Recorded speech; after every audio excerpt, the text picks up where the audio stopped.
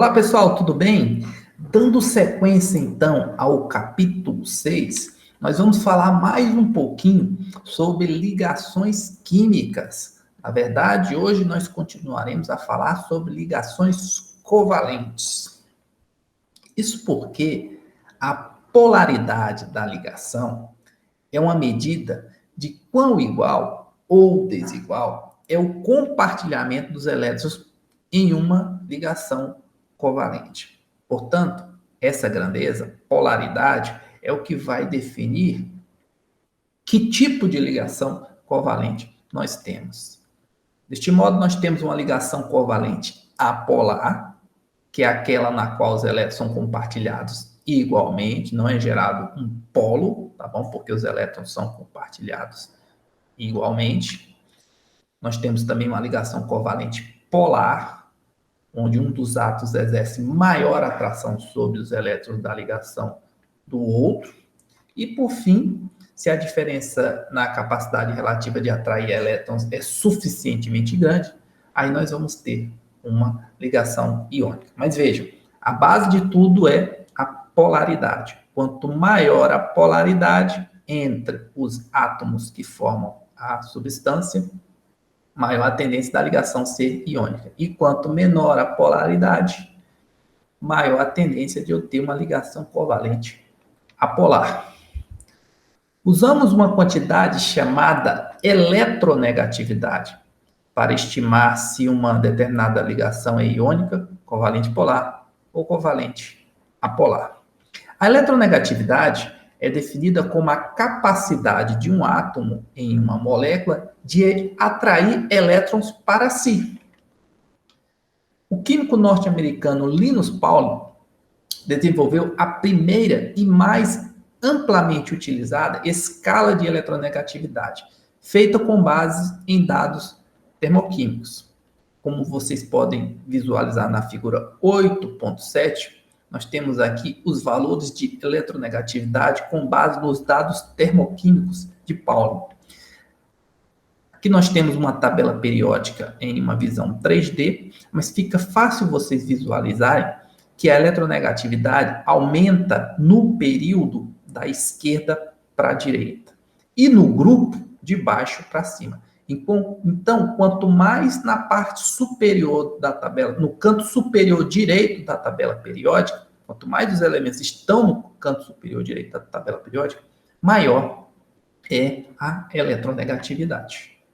Podemos usar, então, a diferença de eletronegatividade entre dois átomos para medir a polaridade da ligação. E lembre-se, a partir da polaridade, eu vou ter uma ideia se a molécula é covalente polar, covalente apolar ou iônica.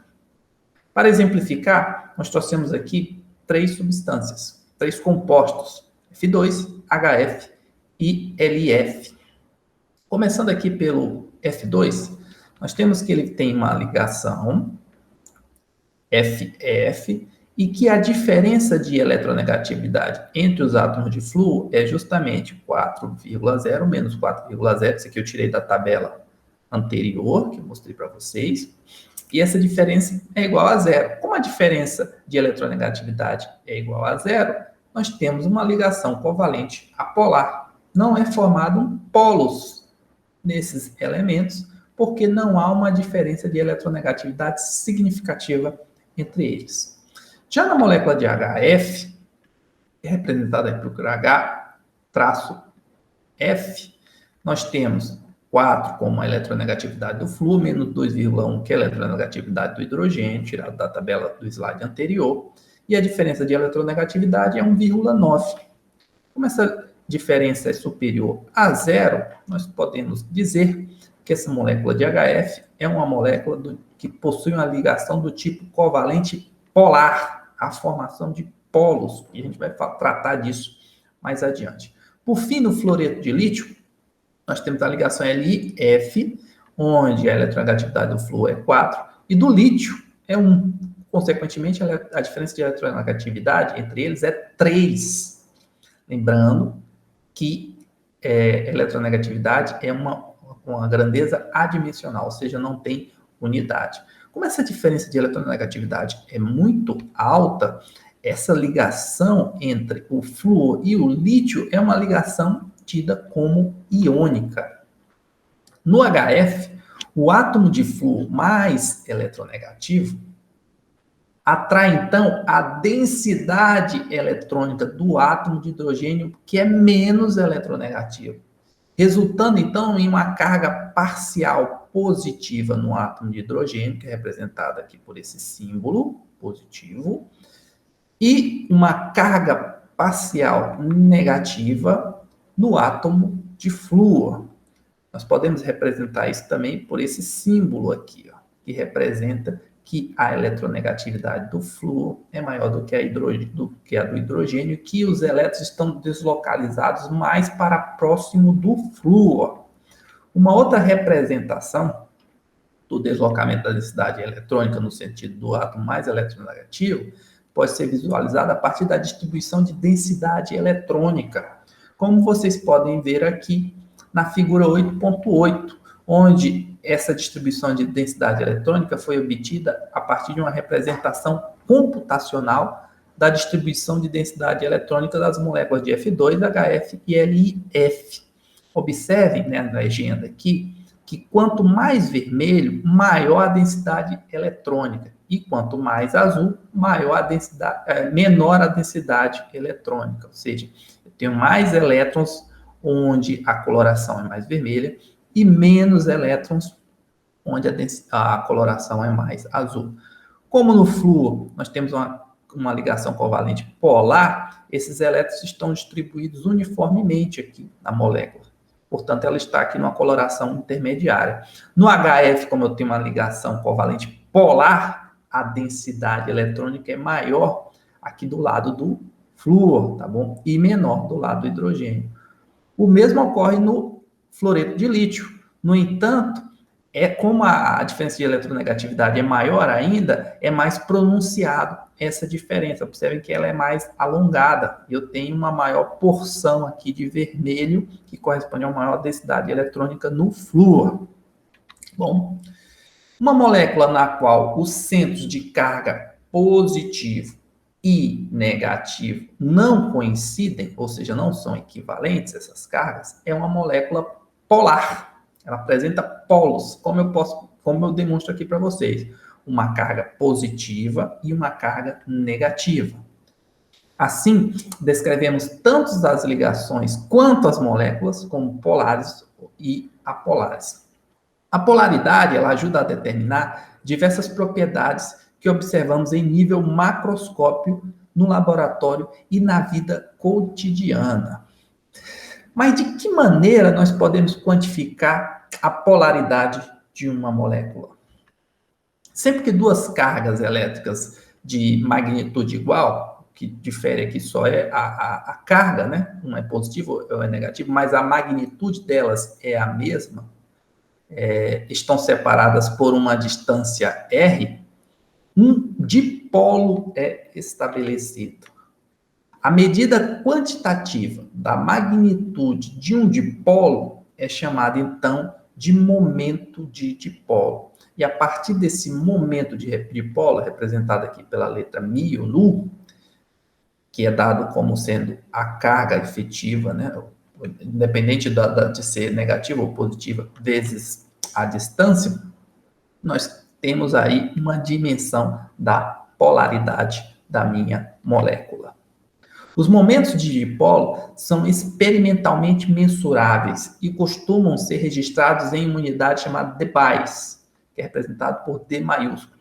Uma unidade que equivale a 3,34 vezes 10 a menos 30 coulombs por metro. Como vocês podem observar aqui nas moléculas que nós já apresentamos e outras, nós temos a distribuição dos elétrons dentro do compartilhamento computacional. E na tabela 8.3, nós temos os comprimentos de ligação, diferença de eletronegatividade e momento de dipolo. Observe que quanto maior o momento de dipolo, maior a polaridade da minha molécula. Tá bom? Lembrando que esse momento de dipolo é calculado pelaquela equação mostrada anteriormente. Eu preciso basicamente do comprimento da ligação e da minha carga. efetiva de cada um dos elementos que compõem a minha molécula. Quando a ligação covalente é dominante, espera-se que os compostos sejam encontrados na forma de moléculas e tenham todas as propriedades que são relacionadas a moléculas, como a gente já discutiu anteriormente, que são ponto de fusão e ebulição relativamente baixos e comportamento não eletrólito quando dissolvido em água. Por outro lado, quando a ligação iônica é dominante, espera-se que os compostos sejam sólidos quebradiços. Isso a gente também já discutiu na videoaula passada, com ponto de fusão elevado e estruturas reticulares expandidas, como é o cloreto de sódio, exibindo comportamento de eletrólito forte quando dissolvidos em água. Mas o interessante, então, agora, é a gente aprender como representar essas ligações covalentes, que compõem aí a maioria das moléculas que nós vamos estudar durante esse curso de Química Geral. A forma de fazer isso é a partir da chamada representação das estruturas de Lewis. E as etapas para elaborar as estruturas de Lewis são: some os elétrons de valência de todos os átomos considerando a carga total. Por exemplo, no tricloreto de fósforo, que é o PCl3, nós temos que o fósforo tem 15 elétrons, logo a distribuição eletrônica dele é 1s2, 2s2, 2p6, 3s2, 3p3, camada 3 aqui é a última camada, consequentemente ele tem 5 elétrons de valência, e o cloro, que tem 17 elétrons, é uma distribuição eletrônica 1s2, 2s2, 2p6, 3s2, 3p5. 3 também é a última camada, eu tenho então 7 elétrons de valência. Ao somar o número total de elétrons de valência, eu tenho 5 elétrons do fósforo, mais 3 vezes 7 elétrons do cloro, porque eu tenho 3 átomos de cloro nessa molécula de tricloreto de fósforo. Então, é 3 vezes o número de elétrons de valência do cloro, o que me dá um total de elétrons de valência de 26 elétrons. Guardem esse número. Em seguida, escreva o símbolo dos átomos, mostrando como estão ligados entre si e ligue-os por meio de uma ligação simples, que é uma linha representando 2 elétrons. No caso aí, eu tenho um fósforo ligado a 3 cloros por uma ligação simples. Observem que eu coloquei aqui 2, 4 e 6. Por quê? Cada ligação simples dessa corresponde a 2 elétrons. Então, daqueles 26 elétrons que a gente calculou anteriormente, 6 já foram disponibilizados nessas 3 ligações simples. Falta, então, a gente distribuir mais 20 elétrons, que é a etapa 3. Complete os octetos em torno de todos os átomos ligados ao átomo central, tá bom? Não do átomo central, por enquanto, só dos átomos ligados ao átomo central. Então, como vocês podem observar, as ligações simples já me deram 6 elétrons. E vou completando os octetos. Mais um 7, 8, 9, 10, 11, 12 e assim por diante até chegar em 24. Dessa forma, todos os 3 átomos de cloro vão ter 8 elétrons na camada de valência, vão ter o octeto completo. Então, vejamos, 1, 2, 3, 4, 5, 6, mais 2 da ligação, 8, tá bom? E o mesmo pode ser constatado aqui nos outros átomos de cloro. Na sequência, a gente vai colocar todos os elétrons restantes no átomo central, que é o fósforo, mesmo que isso resulte em mais de 8 elétrons em torno do átomo central. Observe que até agora a gente distribuiu 24 elétrons, mas há 2 slides atrás a gente calculou que são 26 elétrons que precisam ser distribuídos. Então, falta distribuir mais 2, o 25 e o 26. Observem que agora, todos os elementos contêm 8 elétrons, ou seja, contém o octeto completo. Os elementos cloro eu já mostrei. E o fósforo tem 1, 2, 3, 4, 5, 6, 7, 8. Logo, essa é a representação da estrutura de Lewis para o PCl3. Se não houver elétrons suficientes para que o átomo central tenha um octeto, aí a gente vai precisar fazer ligações múltiplas. Para exemplificar, eu trago outro exemplo aqui, que é o do cianeto de hidrogênio, o HCN.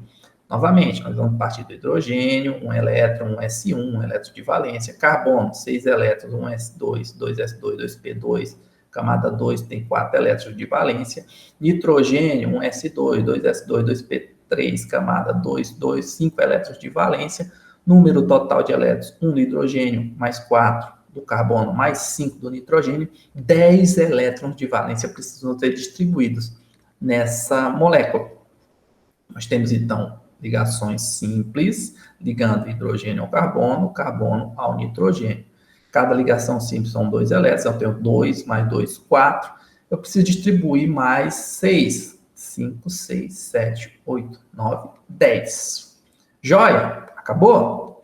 Não, gente. Por quê? O hidrogênio está com o número de elétrons máximo que ele suporta, que são 2. Lembre-se, o hélio e o hidrogênio são exceções. Eles só comportam 2 elétrons na camada de valência. Então, ele tem 1, 2. O nitrogênio tem 1, 2, 3, 4, 5, 6, 7, 8. Também está com o octeto completo.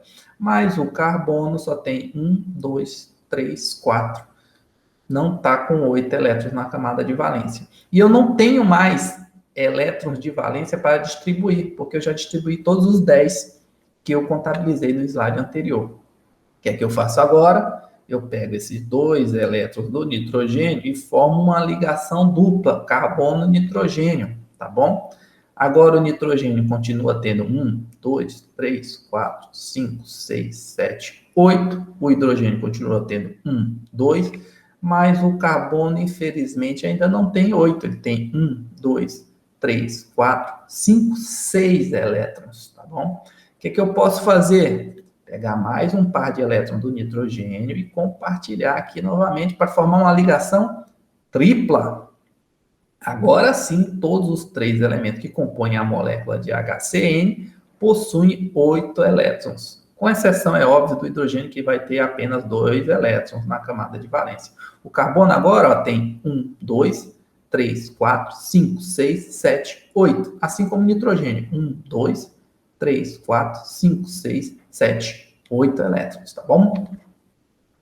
Em alguns casos, podemos representar 2 ou mais estruturas de Lewis que são válidas para uma mesma molécula que obedece a uma regra do octeto. Mas como é que a gente vai decidir qual das estruturas de Lewis é a mais importante ou a mais estável? Uma maneira é fazer uma contagem dos elétrons de valência para determinar a carga formal dos átomos em cada estrutura de Lewis. Carga formal? O que é isso, professor? Bem, a carga formal de qualquer átomo em uma molécula é aquela que o átomo teria se cada par de elétron ligante na molécula fosse compartilhado igualmente entre os 2 átomos envolvidos na ligação. Parece um pouco confuso, né? Mas com os exemplos e as analogias vai ficar mais fácil.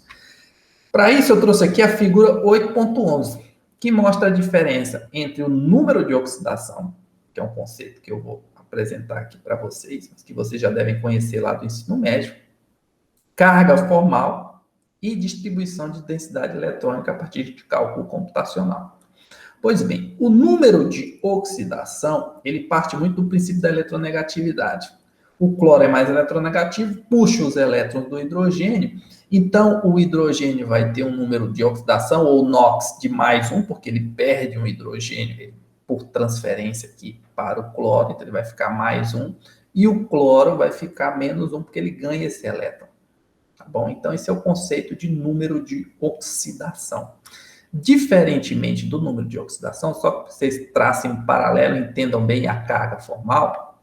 Na carga formal há um compartilhamento, como eu mencionei anteriormente, a carga formal é aquele elétron ligante como se a molécula fosse compartilhada igualmente, ou seja, para o hidrogênio a carga formal vai ser 0, porque ele tem um elétron de valência e um elétron ligante. Como ele tem um elétron de valência, um elétron ligante, a carga efetiva, formal dele vai ser 0. assim como o cloro. O cloro ele vai ter uma carga formal zero pela mesma situação. Por fim, essa distribuição de densidade mostra que onde os elétrons têm uma maior probabilidade de estarem, né? A parte vermelha aqui mostra uma maior densidade eletrônica, que a gente já imagina que no cloro, que é mais eletronegativo, eu tenha maior densidade. Mas para que esse conceito de carga formal fique mais preciso, a gente vai trazer alguns exemplos. Para calcular a carga formal de qualquer átomo em uma estrutura de Lewis, atribuímos elétrons ao átomo da seguinte maneira. Todos os elétrons não compartilhados, que são aqueles elétrons não ligantes, as bolinhas vermelhas, na minha representação aqui, são atribuídos ao átomo em que eles são encontrados. Para qualquer ligação, simples, dupla ou tripla, metade dos elétrons ligantes é atribuída a cada átomo na ligação. Portanto, a carga formal é dada como sendo elétrons de valência menos metade dos elétrons ligantes menos elétrons não ligantes. E como é que a gente faz isso? Vamos ver via exemplos para que vocês fixem esse conceito. Um exemplo aqui é o íon cianeto, Cn-, tá bom? O carbono, ele tem 6 elétrons, consequentemente a distribuição eletrônica é 1s2, 2s2, 2p2. Última camada é a 2, portanto tem 4 elétrons de valência na última camada. Já o nitrogênio, que tem 7 elétrons, vai ter 5 elétrons de valência na última camada. Consequentemente, a somatória dos elétrons de valência total do Cn-, do íon cianeto, vai ser 4 mais 5 mais 1. Por quê? Porque ele é um íon com um elétron a mais aqui, representado por esse menos aqui. Bom, então ele vai ter 10 elétrons de valência totais, que tem que ser distribuídos nesse íon. Para que eu tenha uma distribuição onde atenda a regra do octeto, como a gente já discutiu anteriormente, a molécula provável, a estrutura provável é essa daqui, ó. Carbono, ligação tripla, nitrogênio, cada um com um par de elétrons não ligantes, 3 ligações simples correspondendo a uma ligação tripla. Essa é a representação, então, do íon cianeto, tá bom? Mas qual é a carga formal do carbono e qual é a carga formal do nitrogênio? A gente vai ter que usar, então, a nossa formulazinha de carga formal. Para calcular primeiro a carga formal do carbono, eu tenho que ele tem 4 elétrons de valência, tá bom? Menos 1/2 vezes elétrons ligantes. Quantos elétrons ligantes ele tem? 2, 4, 6. Então, é metade de 6. Menos 2 elétrons não ligantes. O resultado dessa equação aqui é menos 1. Consequentemente, a carga formal do carbono no íon cianeto é menos 1. Já o nitrogênio, ele vai ter 5 elétrons de valência, vai ter os mesmos 6 elétrons ligantes, menos os mesmos 2 elétrons não ligantes. Consequentemente, a carga formal dele vai ser 0, tá bom? Então, eu tenho aí uma carga formal de menos 1 para o carbono e uma carga formal de 0 para o nitrogênio, tá bom, gente? Lembrando, se não ficou claro ainda, a carga formal de qualquer átomo em uma molécula é aquela que o átomo teria se cada par de elétron ligante na molécula fosse compartilhado igualmente entre os 2 átomos envolvidos na minha ligação. Tá bom, gente? Dando sequência aqui, o conceito de carga formal pode nos ajudar, então, a decidir qual a estrutura de Lewis dominantes. Lembram-se, eu falei anteriormente que há casos em que eu posso ter mais de uma estrutura de Lewis provável para uma mesma molécula. Mas a partir do conceito de carga formal, eu posso definir qual é a dominante, qual é a mais estável. Como? A estrutura de Lewis dominante costuma ser aquela em que os átomos têm cargas formais próximas de zero. Então, quanto mais próximo de zero for a carga formal dos átomos, essa vai ser a estrutura dominante. 2. A estrutura de Lewis em que há qualquer carga negativa no átomo mais eletronegativo, e lembre-se que a eletronegatividade no período cresce da esquerda para a direita e no grupo de cima para baixo. Então, se essa carga negativa estiver no átomo mais eletronegativo, essa estrutura vai ser a mais dominante. É importante ter em mente que cargas formais não representam cargas reais dos átomos. Elas são apenas uma convenção. Vamos dizer um exemplo? Para exemplificar esse caso aqui do uso da carga formal para definir qual é a estrutura mais provável, nós trouxemos aqui o caso do dióxido de carbono, o CO2. Partimos então, estrutura de Lewis. Como construir estrutura de Lewis? O carbono tem 6 elétrons, tem então 4 elétrons de valência. O oxigênio com 8 elétrons vai ter 6 elétrons de valência após fazer distribuição eletrônica. Consequentemente, nós temos 4 mais 2 vezes 6, que dá 16 elétrons de valência que tem que ser distribuídos nessa molécula.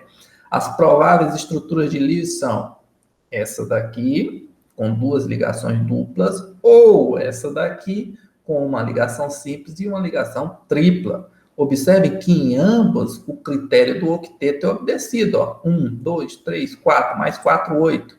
4 aqui, 8 para o carbono. Mesmo válido aqui para o oxigênio. Então, todos os elementos têm 8 elétrons na camada de valência. O mesmo para essa outra estrutura aqui. Ó. 1, 2, 3, 4, 5, 6, 7, 8. 8 elétrons para o oxigênio, 8 para o carbono, 8 para o outro oxigênio. Então, essas duas estruturas de Lewis são estruturas prováveis. Agora, qual é a mais precisa? Agora, a gente, para definir isso, tem que fazer análise via carga formal. Eu vou, então, calcular a carga formal do oxigênio aqui. Lembrando, vai ser o quê? Elétrons de valência, que são 6, menos metade dos elétrons ligantes, que se são 4 elétrons ligantes, metade vai ser 2. 2 menos 6 dá 4, menos elétrons não ligantes. São 1, 2, 3, 4. 4 menos 4 dá 0, tá bom? E vou sair calculando a carga formal de cada elemento nessa molécula. O mesmo eu vou fazer na outra molécula. Para exemplificar, eu vou pegar esse oxigênio aqui, ó. Oxigênio tem 6 elétrons de valência. Carga formal como é? Elétrons de valência 6, menos metade dos elétrons ligantes. Eu tenho 6 elétrons ligantes, metade dá 3. 6 menos 3 dá 3, menos 2 elétrons não ligantes dá mais 1, tá bom?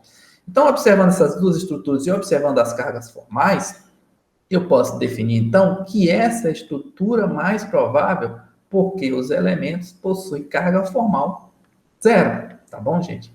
Eu trarei mais exemplos na próxima aula de como definir qual é a estrutura mais provável a partir da carga formal. Deixo então aqui para vocês, para finalizar, essa atividade assíncrona número 6, que deve ser postada até as 23 horas e 55 minutos, do dia 20 de junho. Desejo então a todos uma ótima semana e até a próxima videoaula.